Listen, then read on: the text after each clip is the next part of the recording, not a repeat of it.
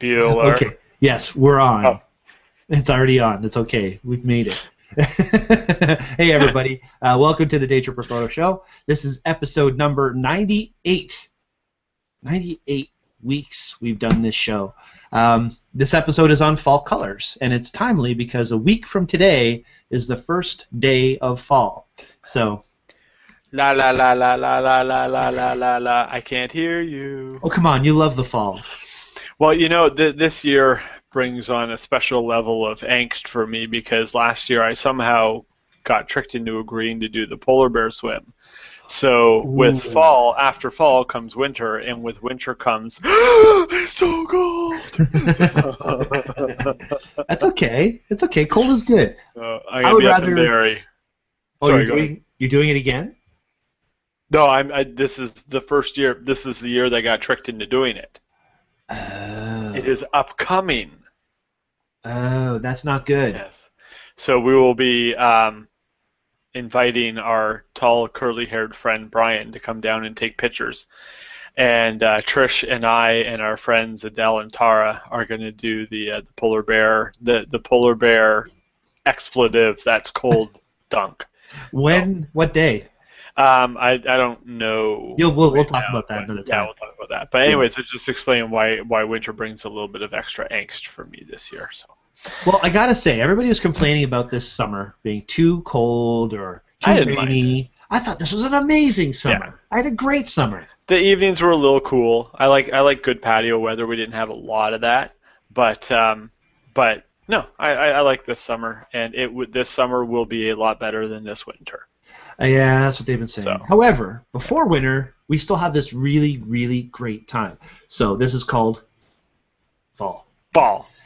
Fall's cool because the trees go different colors, and we have this great thing up here in Ontario called a season of fall. I gotta say it that way because my mother lives down in Florida. There's no fall. There's no changes. Yeah, they have their summer and their winter look pretty much identical, just with slightly different temperatures. Exactly, yeah. Summer there is like hell here. Winter I know, here, I just spent 10 days in it. Oh, yeah. Yeah, you did too. Anyway, I can't wait for the fall. The colors peak around, I don't know, for last week of September, first week of October, that kind of a thing. We've got our Algonquin day trip coming up on October 5th. Can't wait for that. And that's usually about that peak season. Last year we were a couple days behind. This year I'm pretty sure we're going to be at about 100% peak. So, guys, if you want to get some hands-on support on how to shoot fall photos, that's the absolute perfect opportunity. Come to the Algonquin day trip. Go to www.daytripperphoto.com for information about it. Tonight, though, we're going to give some tips. We're going to give some people some ideas of some things you can try to get that rich color or to just make your fall photography a little bit more fun. Before we get to that, just going to send some shout-outs to people. First of all, I want to thank LensPen for being our sponsor and for being awesome and for watching our show and telling the world about our show. We love LensPen for a lot of reasons. First of all, before we started the show today, I cleaned my entire office. I dusted everything, cleaned everything, got my LensPen out, and cleaned my webcam. Don't I look great? I know. I'm going to keep talking. Listen, the LensPen can only do so much. That took you so long. Okay, so... obligatory joke, Yeah. And then also, no matter where you are, if you want to get good sharp photos, you have to keep your lenses clean. So that's why LensPen has given us these great prizes to give away as our photo contest prizes. Now, there's a few of you out there who have a closet full of LensPens right now because you've been winning our photo contest so much, Joseph. But it's okay. It's great. We love it. We love that you are submitting your photos, and we have a lot of great photos for our photo contest today. We were just going through a few of them a few minutes ago. Luckily, though, I haven't seen anybody that really needed the LensPen. Your photos are clear. You don't see all the water spots that you always see. There's this one person I can think of in particular who I shot wrestling with, who all kinds of dirt. Nobody actually shot with. It was one of the people that shoots there. It wasn't in the crew or anything because we all have LensPens. Right. Anyway, long story short, we're giving these prizes away. So first place today, you're going to get the LensPen DSLR Pro Kit. You get the 3 pens, you get the cloth, and these cloths are great. You can machine wash them. lifesaver in Niagara Falls, around the falls. It's really cool. Second Yeah, place. that was actually a big lifesaver around there with the mist from the falls and everything. Yeah, It that came was. really handy. We had one cloth and like 9 people, and I was walking around wiping down everybody's cameras. It was great. So second place is going to get the lens pen cleaning kit. So you get the blower, which I happen to have up there, and I can't reach it right now, the lens pen, and another cloth. Cloths, again, are freaking awesome. And for third place, we're going to give away the lens pen sidekick. Now this is cool. You get a lens pen, and you get the actual pad that can clean your screen. It can clean your phone. All kinds of great stuff. You have one of those too, don't you? Yeah. Because I gave you one. So. I mean, if you've won one of them before, you can never have too many lens pens. What most people don't know is that they're only good for 3 applications, and you have to buy a new one. So, yeah, I'm just kidding. Okay. It was our sponsorship. There it goes.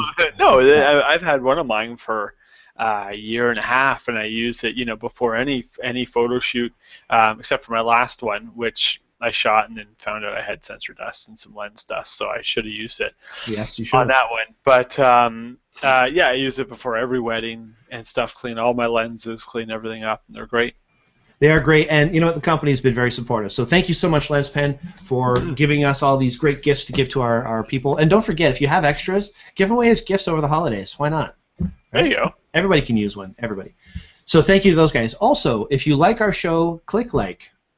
Right down there in the bottom of the YouTube page, if you're watching this after the fact. Share this with your friends. Let your friends know that we're doing a fun show. And also subscribe. So every time we do a new show and it gets uploaded, you get some notification and you can watch for the hour and a half that we're going to babble on. 45 minutes. Okay, it's going to be a short show. And on that note, we're going to speed up and go right into our discussion. I've been on my roof for half the day. I'm tired, and it's my anniversary tomorrow, so. Yeah, happy anniversary. It's your 10th anniversary tomorrow. Well done. 10 years married, coming up on 17 together. So, yeah, I was just, And yet you're so young. You're just starting to grow a beard and everything. Yeah, I was just hit puberty. I enjoyed that. Didn't enjoy the the awkwardness of the, hi, how you doing? But I'm getting over that a little bit. I was going to say something about that last week. Anyway, moving on to our discussion. Fall colors. Fall colors. It's a good time of year. Now, some very important things to think about when you're going to make fall photos. There's a few key factors that you're going to want to think about. Now, I'm going to give you just a quick paraphrase, I guess you can say, of a few of the things right off the bat, and then we're going to get into some nitty-gritties. A few of the things you want to think about. Location, very important. Where are you shooting? Compositionally, what's nice about where you are? In the fall, there's so many great things that you can look for. One of those things is water. Use the water to your advantage. Shoot by streams or rivers, things like that. Get that in the shot, the glistening water, maybe the water reflecting the colors of the leaves and the trees. Obviously, light is extremely important. Every time you have good light in a photo, something good is going to happen. Shoot in the golden hour, shoot when the sun's coming up, the sun's going down, get that nice rich color, and that'll really help with the impact that your photo makes. Proper exposure. Now, we've done a show before on fall photography, and this was fall last year. So we talked about a lot of the same things, and you can always go back and watch that episode. It was kind of interesting. But exposure, one of the points I like to make is underexpose your photos a little bit. Now, it's not so much to underexpose as much as it is to pay attention to your exposure and make adjustments accordingly. You know what I mean? Mm-hmm. Absolutely. I mean, if you're getting a lot of glare off of a leaf, go negative 0.7, negative 1, and that'll take some of that glare away. If you're getting no light at all, then overexpose it a little bit and bring that light back in. So it's just a matter of being aware of your exposure, I would say. Proper support, tripod, something like that. When you're shooting in the fall, generally you're looking for something with a little bit more depth to the photo. Landscape, something like that. And one of the points we're going to give later is on lenses, try and stick to long lenses. And when you're doing that, long telephoto, 300 mil, whatever, you need faster shutter speeds. And if your aperture's closing, you're letting in less light, your camera will slow the shutter speed down to let in more light, therefore you get blur. So Use your tripod. Use something to stabilize it. As Claude Lecour suggested when he was on our show, use a bean bag. Use something. Just take the camera out of your hands. Get some better support. And of course, work with fog and mist. This time of year, you get some great fog. Cool. Oh yeah, yeah. You have to go out early in the mornings, or late at night. But yeah, the drastic temperature differences that you get from the morning to the evening make for fantastic opportunities. You know, you get that color of the leaves in the background and the mist coming up off the water. Very dramatic. Yeah. All right. I'm trying to find. Sorry, yeah, I'm here. I'm going to seem a little bit distant because I'm trying to dig up a certain photo to show later. So, yeah, just poke me if you need any feedback. I am listening. I'm just concentrating on trying to dig up this photo too. So. All right, cool. Well, one of the things that I've noticed, there are folks who will look around on Facebook and find these really nice fall pictures and print them and hang them on their walls and do stuff. Do me a favor, folks. Try and figure out who the photographer is when you grab these photos. There's some beautiful work out there, and it's always a good idea to give a shout out to the person that you're loving the photo of. Right? Respect to photographers is important. What do we shoot in the fall, Gabriel? Stuff. No. Once in a while. So, well, obviously, the biggest thing that we shoot in the fall is the changing of the trees, and that's what you were alluding to earlier. It's wonderful that we live in an area with seasons, and I don't think a lot of people realize that people actually fly around from all over the world to be here in the fall and to go up to Algonquin and see the changing of the leaves and stuff, because there's a lot of places on this earth that don't have that. Absolutely true. Absolutely true. It's kind of scary. One of the reasons I don't like to visit down in Florida or go down south is because there is no change of seasons. There's no diversity. I'm from Quebec and Vermont, and you always get these really, really great falls, and that's something that ever since I was a kid I've always been drawn to. Definitely my favorite time of the year. It has nothing to do with Zombie Walk at all. It's just a coincidence. Yeah, it's absolutely a coincidence. So yeah, lots of cool things. So trees, plants, things like that. Now, for landscape photos, that's another big thing for this time of year, shooting landscapes. Have you ever shot landscapes with a telephoto? I have done some landscapes with a 7200, but most of the time I do them with a 24. So we assume that when we shoot a landscape, you want to go very wide. Well, I made a photo at the Joker Hill day trip, the fence photo, where I was using a 500 millimeter lens, and using a lens that's really, really long flattens depth of field. It makes it seem like there's no distance at all between a fence and trees way behind it. So for doing a landscape where you have all this great color, say for example we're in Algonquin Park and we're at the visitor center looking at the big overlook. Use a telephoto lens and zoom down to those trees or zoom out to a lake or something like that, and you're going to get a really nice flat looking photo where all the colors seem like they're right next to each other.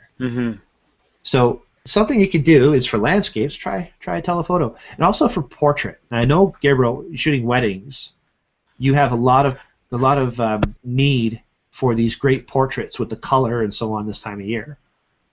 Yeah, and one of the nice things about shooting portraits, so you're sort of doing a portrait/landscape hybrid, where you're doing a portrait but you want to incorporate the beauty of the season into the image. And if you shoot a portrait shot with a zoom lens, so say a 7200 and you're racked into 200, it makes the background, you can have a tree way in the background, and it makes it look like they're a lot closer to it. And I saw it really well used in this one photographer's work where they take pictures of couples that, engagement pictures and stuff. They do it right in front of active volcanoes. Wow. But because they use zoom lenses and they go really far away, like they may sometimes be like 75, 100 feet away, and then they zoom right in, well, the couple could be 200 feet away from the active volcano, but because it flattens that depth of field and it compresses the image, it looks like they're just 10 feet in front of it. So Excellent. you can make some really, really cool effects like that. Now, sometimes you want to do the opposite of that. You want to get just a detail of something, where a macro would really be a good idea, shooting pictures of mushrooms or very close-up shots of leaves and so on. In the event for this show, I took a few of the shots that I had made of leaves and that with the bright colors, and I posted them into that. So if you go back and see that, you'll see what I'm talking about there. But the color and the details really pop and stand out when you have, again, good light, good exposure, and you're shooting something so interesting like I don't know, just a leaf being eaten at the end of the year, just holes in a colorful leaf. Yeah. Well, yeah, you get new experiences with familiar areas that you can go to the same, and the other thing I like about fall is that it happens so quick. Like, you can go down on Monday and see a nice green tree, and then by Thursday it's like a fiery red, and then by the following Tuesday it's a totally hibernating tree with a bunch of empty branches. Yeah. And that's I haven't been able to find that picture, and it's starting to drive me insane. I always pride myself on being able to find any picture in no time in my Lightroom, and this one I just can't dig up. But this is a fantastic opportunity if you know of an area, and I have just do a quick screen share here, even though I don't have the actual image, but this one here. So I have this image. This is my friend's driveway going down to her work, and I took this image. I parked my car on the side of the road in a certain place, and I took this image right here, and I took the exact same image. Just about a month earlier or so, before the snowfall, in the exact same spot, and then I cut it down the middle, and so you have sort of half summer here and half winter here. And this is a perfect opportunity to imagine this driveway with the summer leaves on it, and then take in 1 month later with the fall leaves on this side. Right? So right now, because the leaves aren't quite changing yet, and they're just at the hint where they're about to, is a perfect opportunity to find a place that you really like, take the summer shot, and then you're going to be able to go back in 2 or 3 weeks. This doesn't have to be a 6-month project. You can go back in 2 or 3 weeks and take the fall shot, and then if you want, go back in 18 years when winter gets here, at least in my mind, and get the winter shot, and then you can combine all three. But at least you can do the fall and the summer one right now. Excellent. Great idea. And that leads us to another point that we have in our notes is, take a season photo. Same place at different times. Mm-hmm. Right? You go back to the same place several times, take the same kind of photo from the same location, and see what you get. It's really interesting to see. And if you do it over and over enough, you can even make a time lapse out of that. Mm-hmm. And that could be fun as well. Yeah, now a couple quick pointers that I would say for that, just from trial and error, is when you go there, find some landscape, some landmark. So usually when I go, I try and find like a telephone post. Telephone post isn't going to move, and I'll lean up against the middle of the telephone post so I can feel my spine in the middle and my shoulder blades on either side, so that I know that I'm centered every single time that I go and I take that picture. Write down, just pick up your trusty smartphone. Everybody's got a note-taking app in there. If you use Android, get Google Keep. If you use iOS, switch to Android. And just write down what lens you were on and what your focal length is, and then that's going to help you make sure you get the exact same picture both times. Excellent tip. Very cool. Now, how do we capture these colors that we're talking about? Like, it's nice to go to a place. It's nice to think properly about what we want to shoot, be there for the right time, and go back 40 times so we get the right light.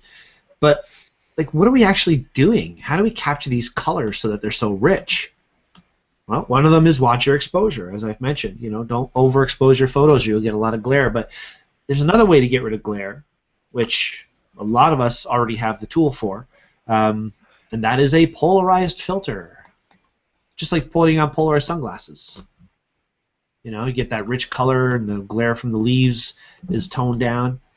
Do you use a circular polarizer for your photography?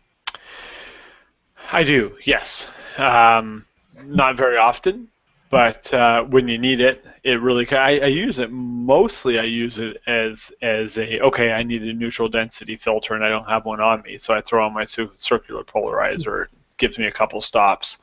But yeah, no. Then there's certain situations if I'm shooting water, or if I'm shooting trees or something like that, or cornfields or sunflower fields or something like that, where you just don't want the glare from the sun. It's incredible the difference it can make. Absolutely. In fact, I'd go so far as to say that this time of year, and very much like almost all times of year, if you're shooting outside, keep a polarizer on there right now. Get that color richer and tone down. Basically, what a circular polarizer does is it filters out all reflected light. So, as Gabriel mentioned, shooting water and things like that, you're going to get a lot of glare. So, with a polarizer, it's going to tone the glare down. It's going to make your colors richer, and it really, really helps out with trees and grass. Yeah. You don't realize when you look at a tree, and our minds, our brains adapt to what you see. And when you look at a tree, you see it as green and everything's good in the world. And then you take a picture with a polarizing filter on it, and you don't realize how much of the sun is reflected on the top of the leaves, and how white the top of the leaves actually look. And you're not, so when you're taking a picture of a landscape without a polarizing filter, you're not actually getting the richness of the color of the trees, because half of your image is reflection. So with that, you're wiping out the reflection, and you're actually getting the beautiful color of the trees. Exactly, and not just trees, but even just green grass. Yeah. Anything right now. Clouds become richer, or more defined, I should say. The sky is bluer. Yeah. So it helps. Really punches the sky. Yeah. Absolutely. Now, editing can give you a lot of good tools as well, but nothing can replace what a good polarizer will do as you shoot in camera. Right. In my opinion. I'm going to take a quick second here and mention, I don't know if the Q&A app is working, or if people just don't like us and don't want to talk to us tonight. So if if you're watching, post a question in the Q&A so we know that it's working, please, or just say hi. Or maybe we're just they're like, oh, I have a question. Oh, they just answered it. I have another. Oh, they just answered it. That happens all the time. I know. Yeah. I know. The reason I'm asking, though, is because there's all these new things. There's the showcase. There's the applause. There's all these things, and I've tried to make sure they were all turned off. If they're on, it will not let the Q&A app work. So. Oh, okay. I just want to make sure that everything's working, and nothing's coming through, and we have people watching, so I'm starting to wonder if the Q&A thing's working.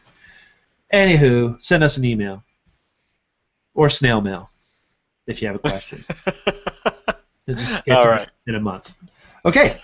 Well, they can also, if you go to the Daytripper photo community in Google+, you can post a question there. Mm-hmm.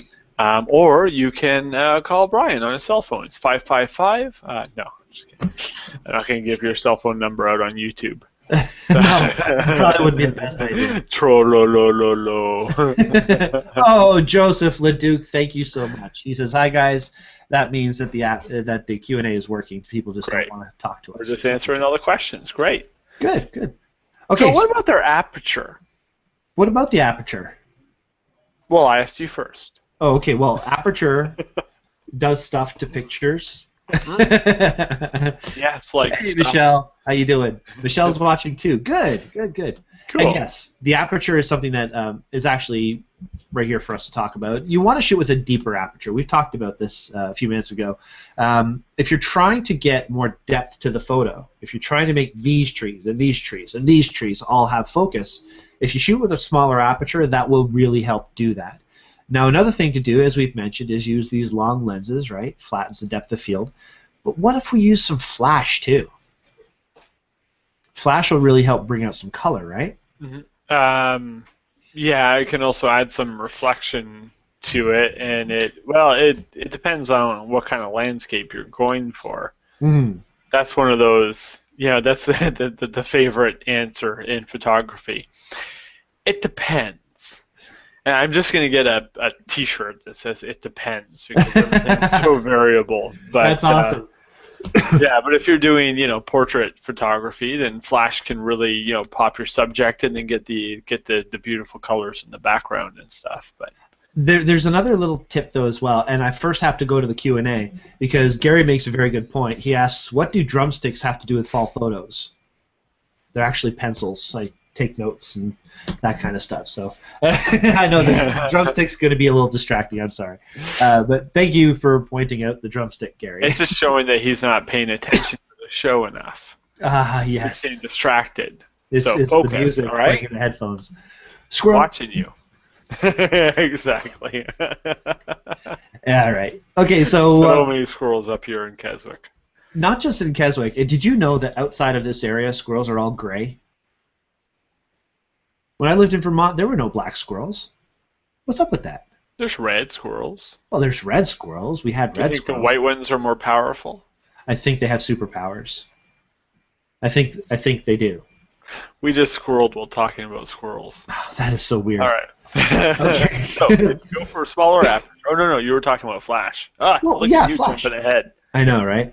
Flash. Right. The reason I like using flash is because you can really isolate a subject. If you use flash on camera or even off camera, and you close the aperture really small and you let in less light and speed up your shutter speed to its maximum, which is around 250th of a second, you end up getting a very black background. And if you have this great colorful flower or tree or something like that, without having to do any editing afterward at all, you can make it just pop right out by using... Just make sure your auto ISO is turned off. Good point. Yeah, because sometimes you'll do all that, you'll stop it down, and you'll add it on the flash, and then you'll put your ISO up to 5800, and or 58,000 or whatever these crazy kids are doing these days. But yeah, if you're gonna do that, keep your ISO around like 400 or so. Great. Yeah, or even lower. I mean, it depends on how black you want to make the background. Sure. Absolutely, go for it. And use a remote control, because remotes help eliminate shake and give you a more accurate time when you're taking the photo. If you're going to be doing macro stuff, you're in close, you don't want to always be, laying on the ground to put your eye to the viewfinder or turning your LCD. So having a remote just lets you, get down at lower angles and still trigger your camera. What were you going to say? I was going to say this time of year, tripod is your friend, and just about most of the things that we've been talking about closing down your aperture, about using a polarizing filter, all this stuff is going to slow down your shutter speed for the most part. And so, plus this time of year is usually overcast, which which subtracts a few stops of light. Right. So this time of the year more than any. In the summer it's usually sunny. In the winter you've got the reflection off the snow. But this time in the spring, it's usually nice as well. But this time it's usually overcast. Tripod's really your friend. Actually, it's a really good point. What about something else though? You mentioned how in the wintertime there's the snow, so that bounces light back up. It kicks it up. What if we were to use a reflector in that kind of situation? Like for this time of year, if you're shooting and it's an overcasty day, it's still very soft light, still use a little reflector and kind of kick light back up underneath. Sometimes you can do that. If you're doing portraiture, you might have some shadow. Right, yeah. Yeah, or what I will do sometimes is I'll have a reflector off to their left or right, and I'll just fire a flash into it and then let it bounce back and diffuse, and it gives a little bit more of a natural light. Exactly, absolutely. I don't know if you've seen the Trifold, the Lastolite product. It's got a great handle and it's kind of shaped. Oh, it's one that's like a triangle. Yeah, exactly. So very easy to hold with one hand and move it around as you're shooting with the other. The handle even has Velcro; it just wraps right around your hand. So excellent to use. I can't listen to you talk about new gear because I'm going to want to go buy it, and I just bought a house, so I can't afford anything.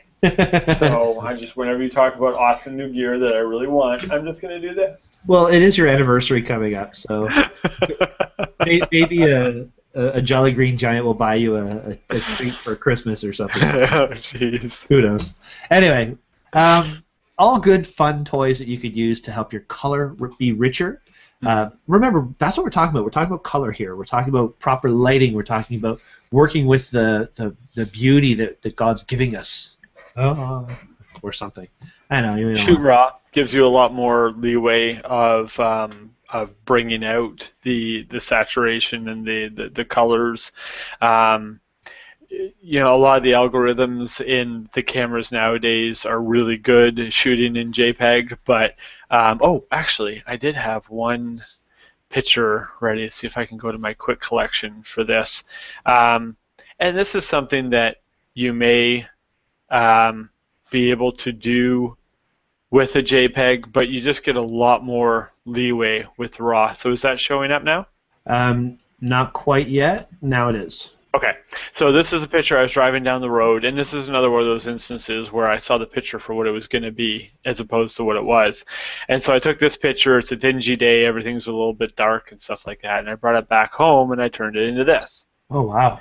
Right? And when you shoot RAW and you bring it into Lightroom, you get specific control over, your hue. If you've never used the HSL slider in Lightroom, use the HSL slider. So the HSL affects hue, right? So you can see here I'm dragging it, and it specifically affects that one particular color of leaf. I mean, the HSL slider, they might as well just call it the fall, the fall sliders. Here's the oranges, right? So I can take this picture and just specifically affect these, certain leaves. And then saturation, you can affect the saturation of certain colors of leaves, and then the luminance adjusts the brightness of certain colors, right? So you can just drop it into there, and because I'm shooting in RAW and because I've got a lot of information in there, I get a lot of leeway of what I can do with the image. So you can take a rather plain-looking image like this and turn it into something really, really colorful. Beautiful. Nice change. Yeah, I really liked it, and it was that's the picture that I saw when I was driving by and slammed on my brakes and reversed, almost hitting a hydro truck. No. So, nice. So. Well, it's a good point, and shooting in RAW definitely gives you the leeway to do that. But don't forget that JPEG is doing this developing for you as well. And if you don't want to get too much into doing editing, if you'd rather just shoot the shot and get as much color as you can, shoot in JPEG. And the camera actually does a very decent job. Yeah, the algorithms that they have are great. Mm-hmm. I just usually like to be the one that dictates what my pictures end up looking like. Same way. A bit of a control freak when it comes to that, right? Yeah. But you know what? That being said, you have to make sure that people realize that JPEG is a developed photo and RAW is an undeveloped photo.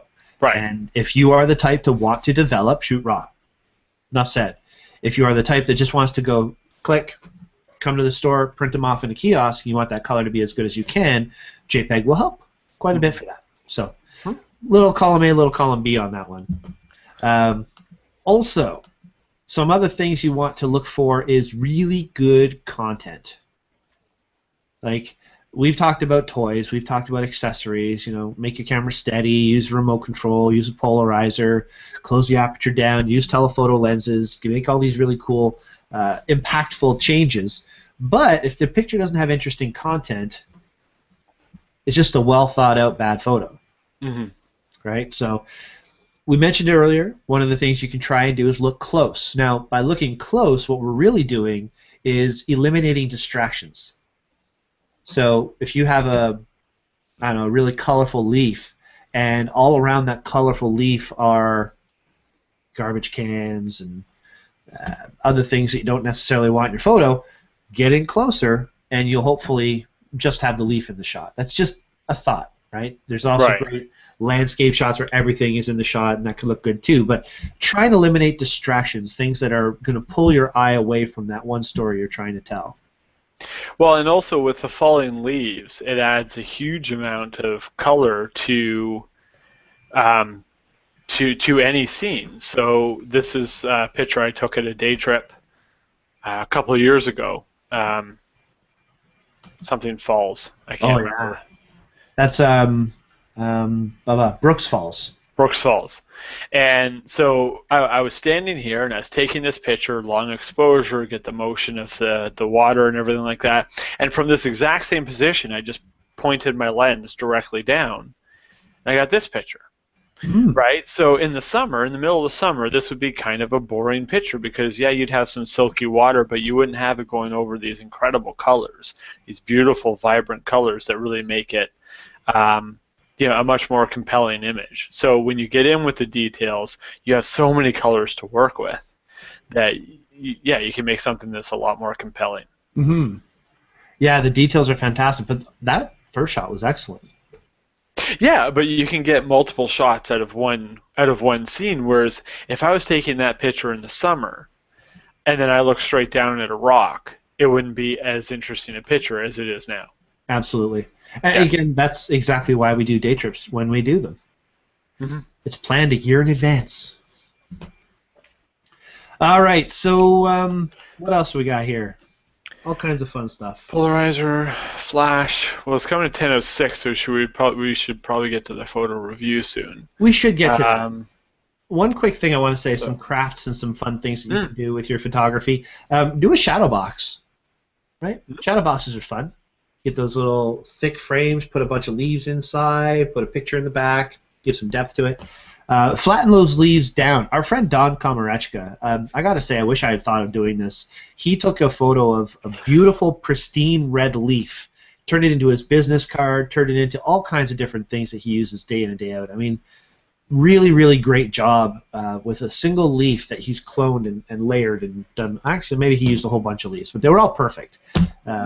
So this is something you can do: flatten down some leaves and use them for different color and different texture and different things. this is the man that has a freezer full of snowflakes, so You know, that's an interesting thing. Preserved snowflakes. Literally, actually, they're not even in the freezer. They're just in a special chemical Resin. a resin. Yeah. Yeah.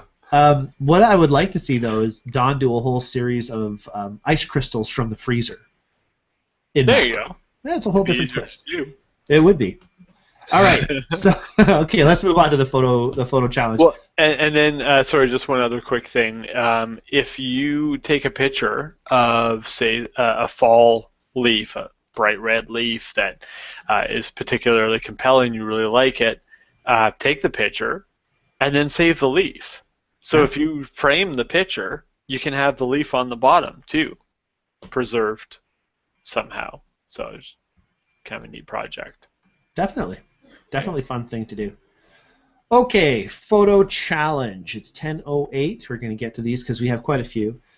We may not get to every single one, but we will definitely thank everybody for submitting. Guys, last week we had, 6 pictures total? This week we have way more, and it's 600. Yeah, like 600. So thank you so much for submitting your photos to our photo challenge. A lot of really great creative stuff this week, and we have the regulars, we have some new people. Awesome. Thank you all so much for taking our photo challenge to heart and making these fun photos. Now, the first one I see it makes me happy seeing it because after last week's show, we talked about doing multiple exposures, and Lori Cloutier went out and made some great multiple exposures. Now, this is done with layers, I believe. Layer masks, but nonetheless, it's really cool what she got. What was the caption? She says, "Ever had the feeling you're being watched? Clearly not an orange, but inspired by the characters of Annoying Orange." Can you tell I was bored? That's great. Yeah, and if the inspiration for a photo is orange, then I would say that fits in the theme. Why not? And it's a good job. It is a very good job. Well done. That's a fun shot that, it takes some creativity to think about doing it, and then it takes a lot of know-how to make it actually work. So. And it is freaking me the frick out. So I'm going to go on a different one. Braces are so defined. All right, thank you, Lori, for submitting. What about putting a face on fruit? That's just so creepy. I don't know. Well, it certainly is creepy after you've watched Annoying Orange a couple times. Yeah. Because it's just annoying. And I love the blue in the eyes and then the blue in the braces and yeah. Oh, it's very well done. Yeah. It really makes me never want to eat an apple again. Yeah. All right. Cool. All right. We've got so here's one from Fred, and this one I love. This one's fantastic because as a person that puts a lot of kilometers on their car, it seems like every time I make a right-hand turn, I'm in a construction zone. And also a big thing that I've been waiting for is for the 404 extension to open, which it opened at 2 o'clock this afternoon. That's right. And that means my property value just went up. And it means that my commute to Toronto just got cut down by 10 or 15 minutes, so I'm a happy camper. Awesome. And so there's a lot of construction signs that, I was every day driving down to the city hoping that those signs would disappear, and today they finally have. So that was important with me. Yeah, and of course, working at Henry's in Newmarket, that's pretty much all we've been doing for the past David's 5 years. drives. David's Yeah. Drive. So yeah, the So bane of now our when Brian drives up to Keswick to see my house, which he hasn't yet, no, I haven't. My it'll be a bike quicker doesn't go drive that for far. him. Yeah. So, All right. So Fred, let's see, Rhonda's pictures. Study Rhonda, so orange these are, crayons. yeah, so she's done a few with these orange crayons and kind of a study in crayons. Ross actually, our friend Ross Chevalier, the photo video guy, he always gives people assignments of taking pictures of crayons. You get great detail, great sharpness. Proper use of light is very important. Mm-hmm. And of course, composition. And you can see she's really taken a lot of time to arrange these in an interesting way. Yeah, I like how it's off center a little bit. It reminds me of like a picture that you'd see of a sun off to the side and the beams going out, and yeah, very nice stuff. The OCD in me wants them all to be the exact same type of crayon, all facing the exact same way with like the Crayola sign facing the same way. But then, the other side of me likes that there's, this one's thicker than all the rest, but it's in the middle, and you can tell there's a few different types of crayons in there. Mm-hmm. So, yeah. I guess there's, it's an interesting point. My first thought when I saw it is they should all kind of be layered or arranged in the same way with the name up. But if they're all different, then you don't want to have all different names up either. So it works better if you don't do it that way, I guess. Yeah, it's great. All right, moving on. Another crayon one. This one's pretty cool because you can't really tell. This is a great example of the difference between shallow depth of field and deeper depth of field.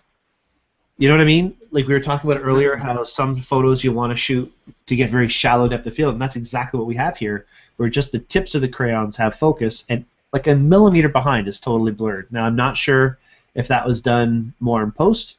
Let's see, 70 to 200 f4 zoomed in quite a way. So yeah, almost full length. Yeah, that's definitely a very, very, very good job. And what's that? f7.1? Yeah.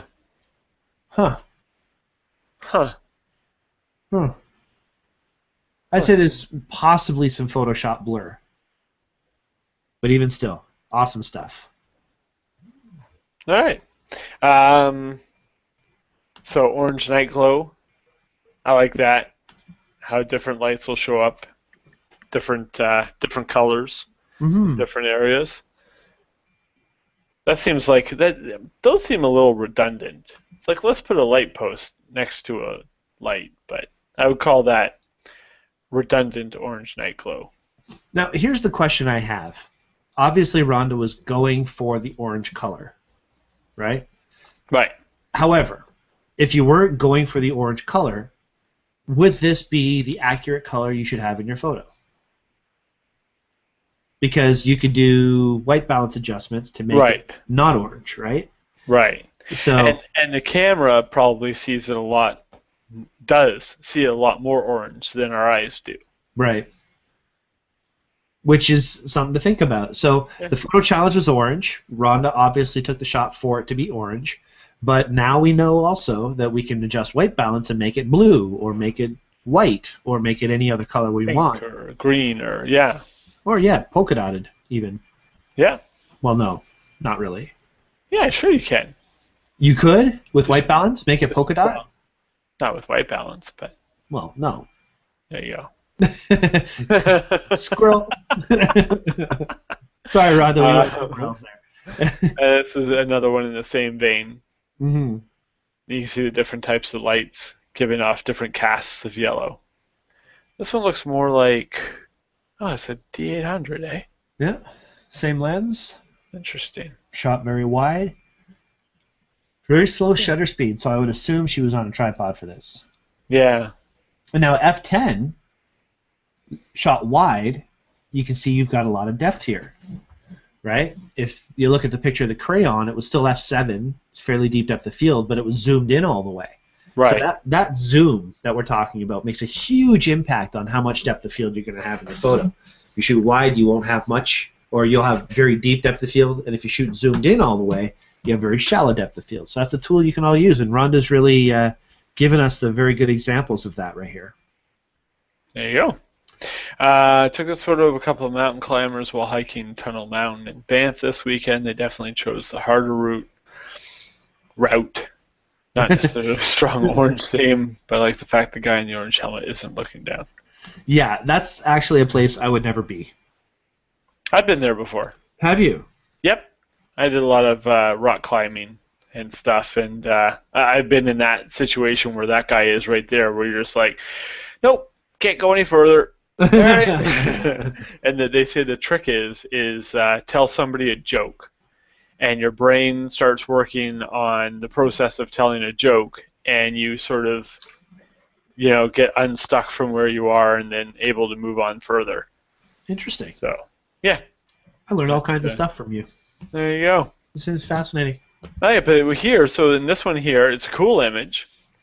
It's not an image that anybody can take, and you got the orange there, but then you also have a lot of the orange in the rocks. It plays off the helmet, yeah. Yeah, exactly, and it almost kind of flows down into the helmet. So, yeah, I like that. And here also you can see, if you look at the photo details, this was shot with a 150 to 500 at 500 mil. Oh, there you go. So he was a ways away. Yeah, he was a ways away. Could have actually been in Ontario. Yeah. It's shot at f6.3, which for that lens is wide open. Right. So we have focus, just behind him is very soft. The second tier below, right, where the other grass is, and then even further back again, you can see how that depth of field really tapers off. It's interesting. I love looking at photo details. It helps. Yeah. I love metadata. Metadata. Actually, I'm doing a presentation at Henry's shortly, in a couple of weeks, I believe, called Mega Learning from Metadata. So we're going to be going over, it's a free seminar. It's going to be from 1 till 3 o'clock on a Sunday. It should be a lot of fun, yeah. Yeah, well, metadata is one of those sort of geeky things that once you understand it can really open up the door to a lot of understanding. Well said. Very well said. So Fred has submitted some marigolds for us. Nice. Yeah. Now, the problem with a marigold... there's no problem with a marigold. I don't really know where I was going with that. Okay, next one. No, I like those pictures. Good colors, interesting subjects, and yeah. A lot of detail. I think what would be really great to see from a marigold photo is even closer still. Maybe like a macro in the middle or something? Yeah. I mean, Fred, love that you're submitting photos, and you've got a lot of great ones in here. In fact, one of them is something we're going to talk a little further on. But when we're taking pictures of a marigold, centered in the center like that, it's a beautiful flower, but you start to notice things. Like, for example, if you look on the greenery to the top left of it, you've got more focus up there than you do on some of the flower. So when you have just the flower, you're not noticing anything like that, and your eye is drawn into the flower. When you have more of it, you start to pay a little bit more attention to if your focus is in a place where maybe it should or shouldn't be. Right. So, drawing it closer, not even just macro, but just less distracting things around the edges is not a bad idea. Okay. All right. Good. Another one from Fred. I like this one. I just like that one. I love it. When I first saw this thought, I thought, you know what, perfect. I love orange food. It's his caption. It's fun. It's a great shot, brilliant colors. Makes me want to go eat a squash. There you go. And I like squash. Yeah. Lori. So here's psychedelic orange. It's maybe take some of you back to your tie-dye shirt days. Maybe Woodstock. I think it's so well done. I mean, just the pastel kind of colors of the rainbow around the edge of the flower is brilliant. The ability that she had to keep sharpness in the center and still soften the edges like that, very well done. Yeah, usually I'm a huge fan of subtlety in editing, but some editing just calls for extremes, and this is one of the situations where it worked out really well. I totally agree. Well done, Lori. I love that one. And this is, I don't know if this is the same image or no. This is a different one. But this is a little bit more subtlety. in editing. I'm sure if you saw the original image and then this one, they would look very, very different. Right. But this looks almost as if an unedited image. So it's, yeah, I like this. I like Lori the other one too, is, but yeah, they're all good. And Lori, yeah. I got to give her a lot of credit because she's very active with challenging herself. She does several different mentorships, and she's always looking to get better with her photography and trying different techniques. And she shares those with us. So thank you so much for working so hard at your photography, and even more so for sharing them with our community. Brilliant stuff. This one I love. I love this one. Okay, now before we say anything, just want you to know Rita's watching right now. So she posted that she is watching. So hello, Rita. Thank you. You are a new member of our Daytripper community. One of the questions she asked is she can't wait to be a part of, or she said she can't wait to be a part of the community. And I was basically like, well, you're a member, so you are a part of the community. There you go. It's already happened. It's that easy. And with photos like this, the light's perfect. Yeah. The shadow where it is, and again, using light to isolate. The background is very dark. It tells the perfect story. It's orange, so it relates to the theme. Love it. Excellent work. On a bit of a personal story, when I was down in Florida, we were at the Florida Mall, and Trish and her sister wanted to go off and look in some store. I said, okay, it's no problem. We were parked by the M&M store. Yes, they have an M&M store, an entire store, which was a lot bigger than I expected it to be, just of M&Ms. And I'm like, okay, I'll take the two kids, and I'll meet you guys near where we parked. Let's meet in the M&M store, not realizing that I'm now taking two children into a store full of candy. Oh, yum. And apparently Trisha's sister likes to lollygag, and so I was in there for about 35 minutes. I ended up spending $20 on M&Ms, and it was one of the larger mistakes of the trip. So I still have a bag with a few M&Ms sitting next to my computer. Oh, I love M&Ms. I like them so much better than Smarties. Well, and they have new ones out, they're coconut M&Ms, and they're actually pretty good. Nah, I don't know if I'd go there. Have you had Smarties from England versus Smarties from Canada? Yes, the England ones are better because all chocolate is better from England because they use the cream for the chocolate instead of just milk. There you go. Something else I've learned from you. And there's a place in Newmarket off Main Street called the British Import Store, and if you ever want to taste what real chocolate tastes like, go there and buy like a Cadbury's milk bar or something like that. Whenever I'm down there, I pick up one for my wife who grew up in Scotland, and she smiles a lot. So yeah, that is absolutely my favorite store on Main Street by far. Yeah, it's great. And you know what they don't sell though, that I was kind of hoping a friend would bring back from Florida?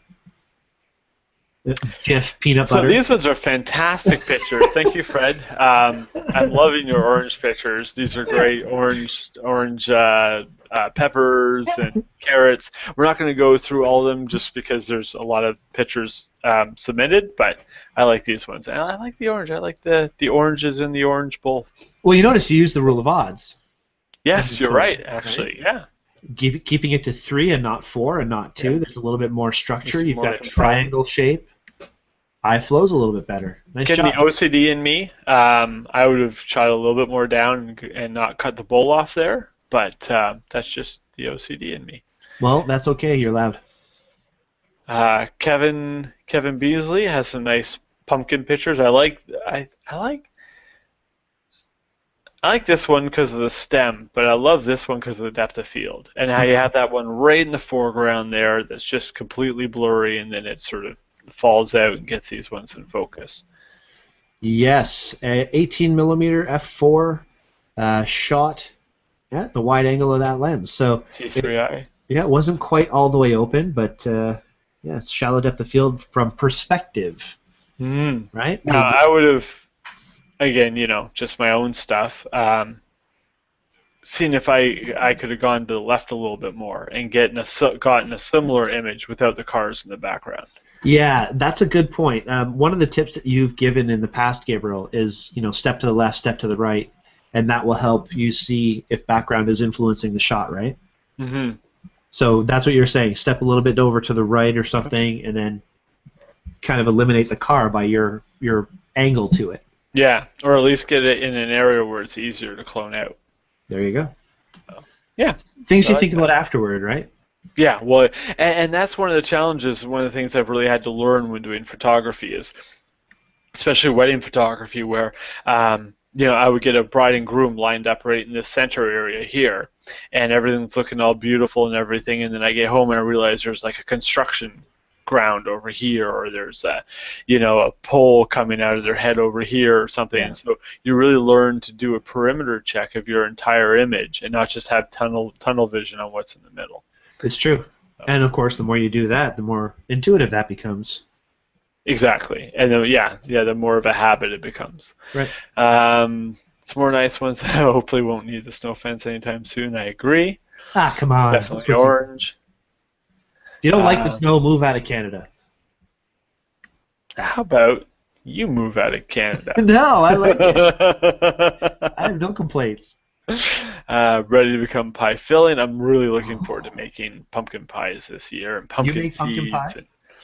I'm going to this year. Well done. Or at least I'm going to say that I'm going to this year on this show. Probably never get around to it, but I will make pumpkin seeds. Okay, yeah, pumpkin seeds are great. And I will buy a pumpkin pie.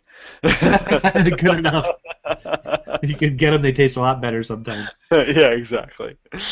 But I'm looking forward to, I want to do the house up a little bit for Halloween, get some nice jack-o'-lanterns out front. Well, Halloween's a big thing for me this year, and we're going to talk about that before we sign out by the end of the day. But okay, should be fun. A couple more from Kevin. So we got the duck here with the orange beak. Nice. Lovely mallard. Mm-hmm. When we were up at the Y Marsh, we were expecting to see all kinds of ducks. They have a big, huge sign. We just did the Y Marsh day trip on Sunday. Had a great day. There's this huge sign in the Y Marsh of all the different type of ducks that you see there. All we saw were mallards. Oh, really? Yep, mallards, and of course the trumpeter swans that are there, and they all have huge, big old yellow tags all over them. So, yay. Mark submitted this one, my first entry for orange. I found these flowers while walking around downtown Toronto with my camera on Monday. So it sounds like he was on a bit of a photo walk, and this orangeness captured his eye. I got to give Mark credit. Very much like you, Gabriel, he likes to take his camera everywhere he goes. And, yes. You get some amazing results if you just have your kit with you. There's an old saying that I heard somebody, and I heard it again today, just listening to a photography podcast. Somebody was asking a newspaper photographer how they get all these fantastic pictures, and his answer was F8 and be there. Yeah. and the F8 is different for every situation, but the one thing that isn't different for every situation is be there. That's right. You have to be there, and okay, now you're there. You have to have your camera with you. So that's if you have your camera with you at all times, then you're gonna be able to get the picture. Awesome. And F8 makes sense too because that gives you more depth of field. Mm-hmm. This one I like too, and I like his description. As I walked around, I found many things that were orange. This one was silently protecting the public from tripping on a cracked and heaved sidewalk. That's right. So, and I like the people walking past, and they're almost oblivious to it. Like one step over to the left, and they could totally trip, and that would be hilarious. But but no, somebody was very cautious and protected themselves, so that's good. Yeah. And I can just see, the thing I love about this is when he's talking about how it's silently protecting people. I can see in 40 years, this is actually going to be a little android. And it's going to have little arms that pop out of the side. It's like, whoa, whoa, whoa, there's a crack here. Walk around. So I've been watching a lot of Star Wars Attack of the Clones, the animated series. So they all have these little droid bots that do things like that. Just because in shows like Star Wars and Star Trek and stuff like that, they had these little communicator things that they would just hold. Oh, wait a minute. We do have that now, don't we? All right, never mind. Going on. All right. Then Mark has another one here. This one is great. It's orange fruit backlit, and it really gets the color coming through it.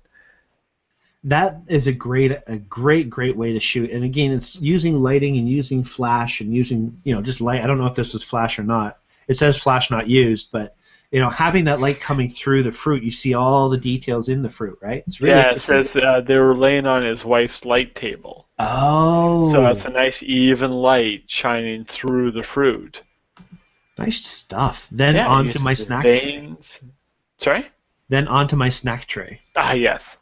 And you notice also he's using the rule of odds. He's got Yes. five slices, right? So Yeah. it's a completely different dynamic than if he had four or two Hmm. or six. And a little bit of natural framing, Hmm. framing this section in here with all the rinds. Very cool. I was mentioning to Brian earlier, and I'll mention it now, how I was a little bit disappointed because I wanted to see a picture. You know how sometimes you can peel an orange so that half the peel comes off in one piece? Uh-huh. Well, I wanted to see Bacon wearing an orange hat. And for those of you who don't know Bacon, Chris, who regularly watches our show and submits photos for our photo challenge, has a little dog named Bacon. Um, yeah, Little it's bulldog, right? little bulldog, yeah. Yeah. And Would it's have like looked really bacon and cute. eggs, and just love it, love it. Would have looked very cute in an orange helmet. That would have been funny. Just saying. Um, so Mark's got a few more here. I love all these multiple submissions. We unfortunately don't have time to go through all of them, but I do really like the multiple submissions. This is Rhea. She's quite a bit of an orange on her calico self.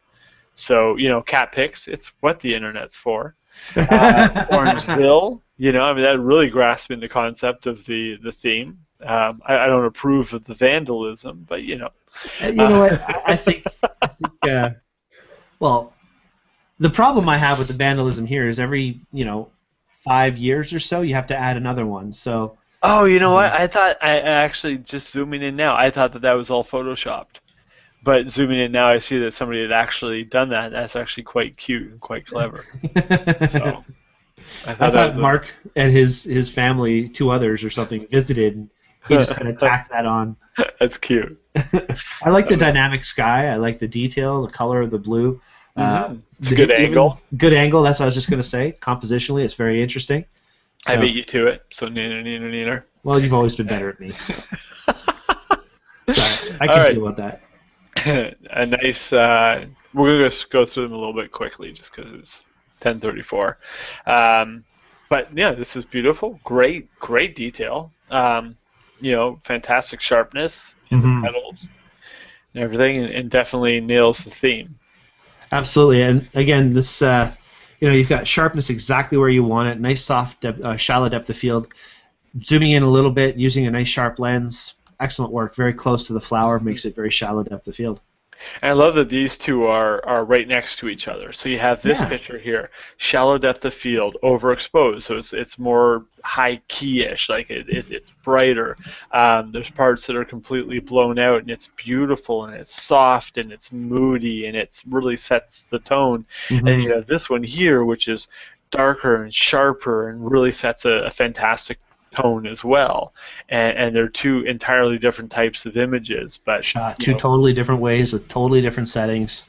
yeah. And I just got to say on Val's shot, the fact that she shot at 2500 ISO, that shows a maturity in her photography that some people just don't have. A lot of people are very scared to push their ISO.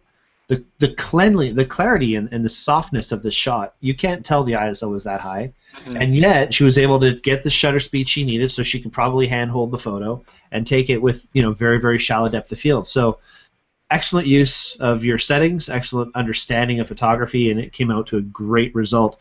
I love the detail in the in all the veins of the leaf and everything. Good stuff. Mhm. Yeah, it's beautiful. So then Phyllis, haha, I escaped the pumpkin pie. So that's the first jack-o'-lantern. Now let me see. Is this? Yeah, that's the first jack-o'-lantern of the season that I've seen. That's Nice. I like that. That's a good job. One thing that you can do, just on a side note, is if you take a really sharp knife and you cut the rind off of the teeth there, when you put the candle in at nighttime, the teeth will light up and glow. Cool.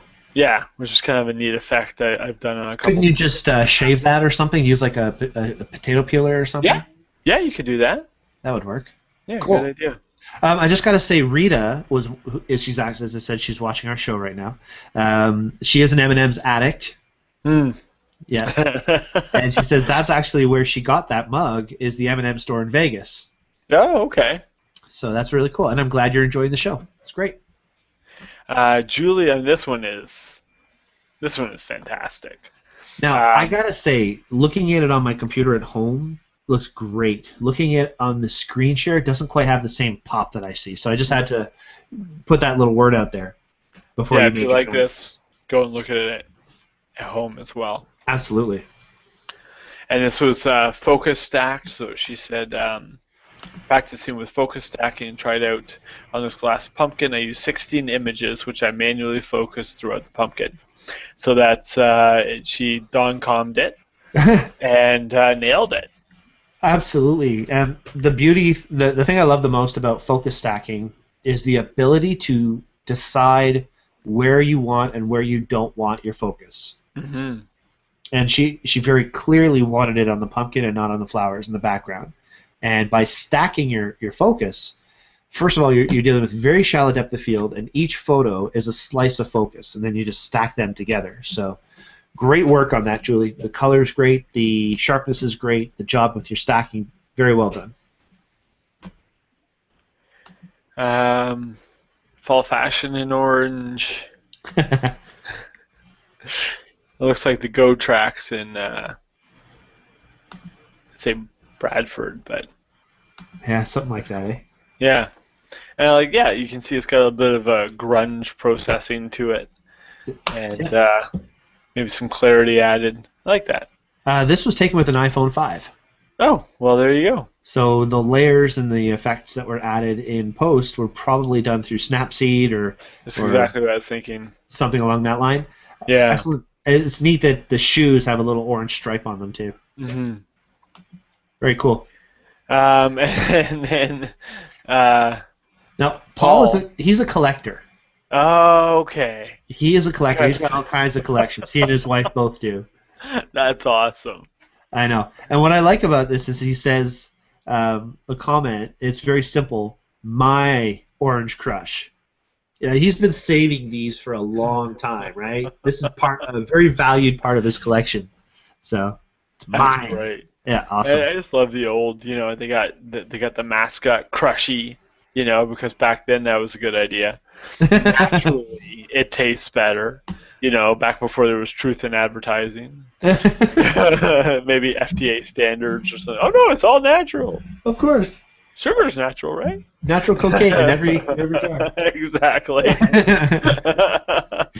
And then this one here, that's so cool. Like the Orange Crush Frisbees, and there's like Orange Crush, and then there's Q107 Orange Crush, and then CKK Diamond looking for WKRP.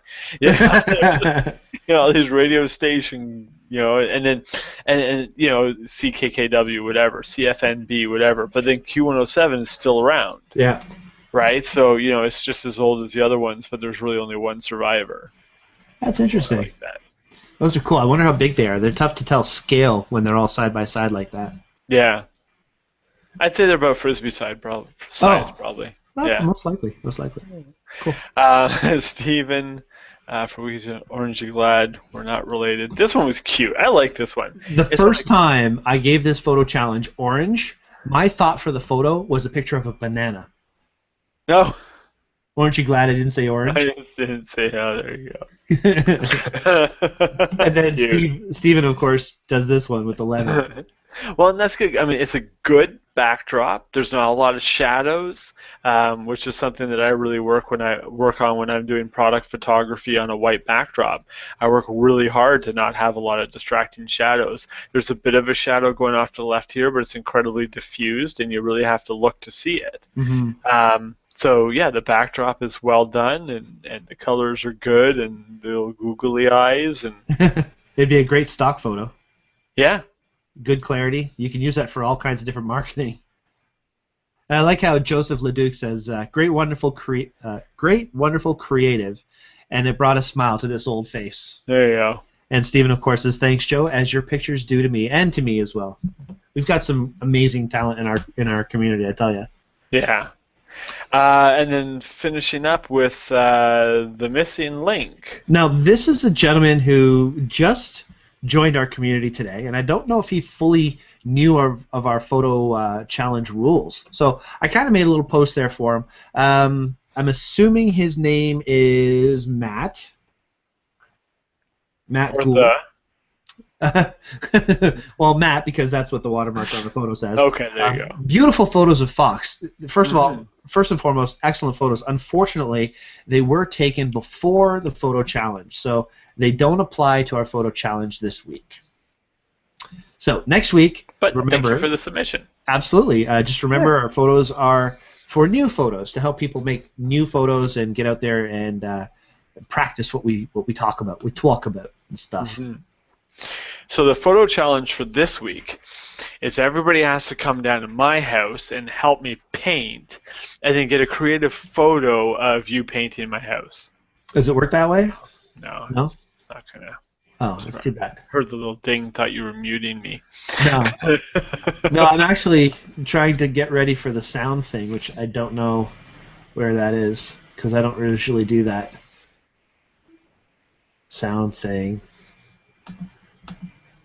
Ah, Google Effects, there it is. Okay, cool. All right, because we have to give away prizes soon, don't you know? Ah. Oh, are you doing the sound effects? So you are. Okay, cool. I don't like. I'll scroll through the images. Oh, fine. I just closed it. I love live radio. Live radio, yeah. Okay, so let's see here. The winners for tonight are. Sorry, had to go there. Nope. I shared the wrong screen. Just a second. What are you sharing? Ooh, you better not be sharing that. There you go. Okay, so for for honorable mention. Now, I'm going to give an honorable mention shout out first of all. You and I both enjoyed this photo, Gabriel, and it's just unfortunate that there were so many other good photos because we really wanted this gentleman to have a prize this week. We're going to give this to Fred for the construction photo, the bane of our lives. So, well done, Fred, with your construction photo. Excellent stuff. It was funny. We both enjoyed it, and thank you very much. And it fit the challenge. And it absolutely it really, I mean, you want to talk about a photo that stirs emotions. You know, there's the ones from D-Day, and then there's this. You know, they both kind of make you want to cry a little. Although D-Day has a little bit more of a... Well, it's got a little bit more baggage with it, sure. Yeah. All right, so going to third place photo goes to our new member, Rita, for her M&M photo. There you go. I couldn't remember which one. Just there we go. It's the Rita one with the M&M photo. Yay! Yay! Yay! I'm having fun with the sounds now. So, well done, Rita. You are going to get yourself the awesome gift of the Sidekick and the lens pen. If you are able to swing by Henry's in Newmarket, that would be fantastic. Let me know when you're coming by, and I'll have it for you. If you are not able to, then let me know how to get this to you. All right? So, second place goes to Julie's photo of the focus stack, because the technique, the composition, the lighting, everything that you did to this photo is just very well done. So good job, Julie, on that photo that you see up on your screen right now. And first place this week goes to Lori's photo, the Psycho Sunflower. Trying to find. Here we go. Psychedelic sunflower, I should say. There you go. Nice stuff. And again, the same kind of thing as with Julie's. Your processing is fantastic. Your composition's great. You got in nice and close. You eliminated any distracting obstacles or things in the photo.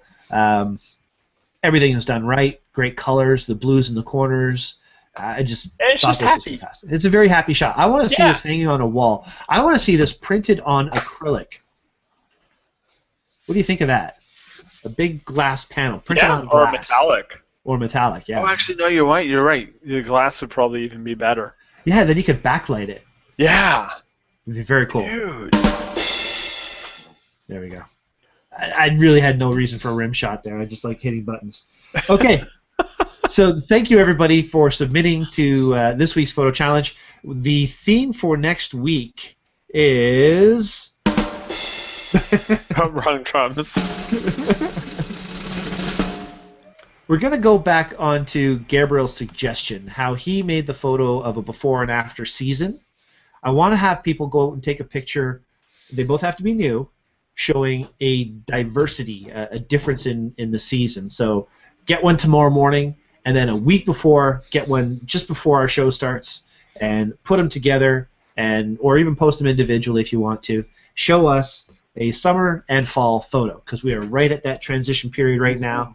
So that would be a perfect opportunity. Summer, fall photo, either merged, 2 photos, whatever you want to do. What do you think, Gabe? Or even, if you want to get, just thinking today while I was on my step ladder cleaning out my eaves troughs, get a picture of the eaves troughs full and then the eaves troughs empty. Something that represents a change of season. Yeah.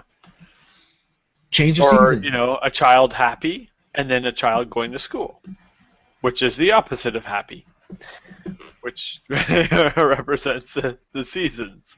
I know that I was never happy going to school. And look what happened to me. Put on such a brave face. Oh. School's fun. Really? Yeah, because we all love doing it ourselves, didn't we? Exactly. All right, well, that's pretty much it for the show tonight, Gabriel. Well done, as always. To you too, sir. Thank you very much. I give up on that. Trying to plug in my headphones. It's not going to happen. Okay. All right. Just going to remind everybody what we have coming up from Daytripper Photo. There are some amazing, amazing day trips still to come. The big day trip of the year, the flagship day trip for Daytripper Photo is coming up. As I said earlier, October 5th, we're going to Algonquin Park. We are not going to the Screaming Heads this year. Last year and the year before, and I believe even the year before, we went to the Screaming Heads in Berks Falls. This year, we're hitting right into the park. We're going to Ragged Falls. We're going to one of the trails, still to be determined, depending on how the weather's working out. And of course, we're looking for moose and other great animals along Highway 60. So if you're interested, check it out, www.daytripperphoto.com. Also, we have a Bring on the Night session. The Bring on the Night classes have always done very well. People love it. You're learning how to get control of your camera in low light situations. So it starts as the sun's going down. We show you how to get good panning photos, how to work to get fast shutter speeds or slow shutter speeds in nominal light. And then, of course, as the sun goes all the way down, that's when we pull out the flashlights and we have some fun with maybe some steel wool or the flashlights, painting with light, drawing with light, all kinds of really cool stuff. So the Bring on the Night class will be September 28th. So that's about a week and a bit away, almost 2 weeks away. Should be a lot of fun. And, of course, the final session of the year, which actually isn't going to be the final because I'm planning 2 more sessions as we speak, will be October 12th. We have another falconry, a birds of prey session. We did have birds of prey on Sunday up at the Y Marsh. It was not what I expected it to be. Was not impressed. Sorry, everybody. We will make it up to everybody who came to the Y Marsh for this falconry. We're going to give everybody a bit of a discount to come to this falconry session so they enjoy the birds of prey session a bit more. Just for the folks who were on the Y Marsh trip expecting more from the birds of prey. I'd say learning experience. Ah, yes, yes. Now all you need is a monocle. A monocle, you say? Ah, look at you. Gotta love technology. Okay, so anything else to add, Gabriel? Aside from, you're an angel on your birthday? I love that random button. Is that going to make it happy for you on your anniversary when you don't have a gift for your wife? Yeah. I want to have a fake cake, and I'm an angel. You want a gift? I fixed the eaves troughs. There's your gift. I'm the one that crawl space every day for the last week. It's scary down there. There's a lot of spiders down there. So. Yeah, you need to do something about this crawl space of yours, man. Yes, I do. It's being done or something. Or something. No, it's no, nothing much else to add. So, where can folks hire you? Do you have any time slots available for any sessions right now? Yeah, we've got a pretty busy season coming up with weddings, which is fantastic. But we, always have openings for family portraits, and fall is always a really busy time for going out and finding some beautiful areas with some great-looking trees and the fall colors, and dressing up in some nice, warm, earth tone sweaters, and you know, getting the kids to sit on pumpkins, and all the fun shots. So yeah, if you need any help with special events or family portraits or anything like that, it's I forgot to put up my Lower third. my lower third this time, but it's at Bousquet, Bousquet photography.ca. Excellent. There we go. And speaking of events, there it is. Cool. Speaking of events, we have some big events coming up with Daytripper as well. First of all, the Toronto Zombie Walk. Now, this is something I talk about a lot. Love it. This is And Brian's Christmas. I can't even tell you how excited I am right now. Seriously. It's official. Daytripper Photo is the official photographer for the 2014 Toronto Zombie Walk. We're going to have our own booth. We're going to have roaming zombie shooters walking through the crowds, taking pictures. All the money we get that people donate for this, that's what it is. It's a donation thing. If you want your photo taken, give us $1, give us $2, give us $10, give 20, $200 would be great. All of the money you donate goes straight back to the Toronto Zombie Walk. So we are doing this to help the Zombie Walk pay their bills. It's kind of expensive to actually have a parade, don't you think? Mm-hmm. Yeah, you gotta hire police. You gotta shut down the streets. You gotta get permits. You gotta, yeah. It's ridiculous. I think they said something like $30,000 they have to pay to run the Zombie Walk, and they have to raise that all themselves. So Daytripper Photo's helping out. We're going to shoot the Zombie Walk for them and donate all that money back to them. Should be a lot of fun for us, and of course all the zombies that show up too. And I just always a good time. Always a good time. I just also want to congratulate our friend Ross Chevalier, the photo video guy. He has his new show coming up on Rogers Cable. It's going to be airing September 28th. It's called The Photo Video Guy. Cool. Yeah, it's very, very much like Daytripper Television. Very much same set, actually, which is kind of cool. He had me shoot 5 episodes with him the other day, and I had a blast. I love working with Ross. And, I just want to say good luck to him on his show, and I hope it all goes very well for him. All right, buddy. That's it. I think we're good to go. What do you think? I think so. All right. Well, we're going to say goodnight, and thank everybody for watching, and we'll see you all next week. And don't forget to make your change of season photos and post them to the community. All right. Have fun, everyone. Thanks, everyone. Bye-bye.